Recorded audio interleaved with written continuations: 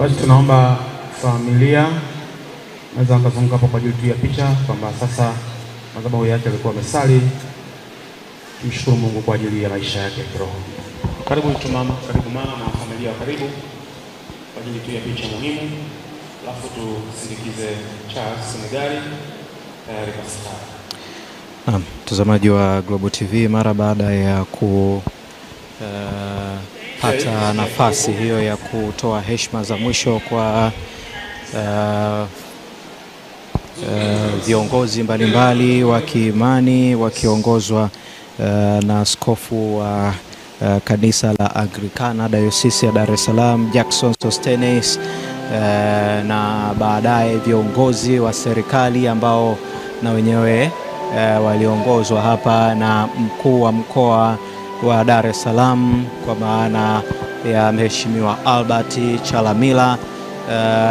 Wakati huu ni wakati wa familia ya mzee wetu Charles, ambapo mama pamoja na watoto wa mzee Charles na ndugu wa karibu na wale ambao walimfahamu mzee Charles kwa ukaribu enzi ya uhai wake, na wenyewe wanapata nafasi ya kutoa heshima zao za mwisho hapa kanisani kwa mwili wa mzee Charles. Na muda wote kutoka sasa mwili utaondoka hapa kanisani na kuelekea Zanzibar, ambapo kule ndipo mwili huo utapumzishwa katika nyumba yake ya milele.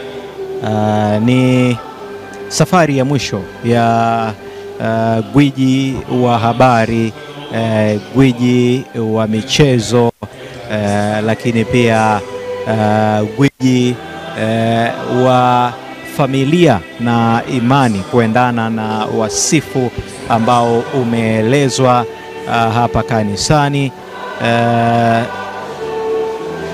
Hatutamwona tena katika ulimwengu huu kwa sababu ametutoka, lakini bila shaka ataendelea kusalia ndani ya mioyo yetu, ataendelea kuishi kwa namna ambavyo ameagusa maisha ya kila mmoja wetu mmoja mmoja, kwa namna ambavyo tumepata nafasi ya kumfahamu. Na tukio ambalo lina kwenda kutokea sasa ni tukio la kuondoa huo mwili wa mzee Charles hapa kanisani. Ili kuwa mwanafamilia bora wa Global TV, usisahau kusubscribe, like, kushare na kucomment. Baada ya kusubscribe, bonyeza alama ya kengele ili kupata taarifa kwa kila video inayopanda Global TV Online.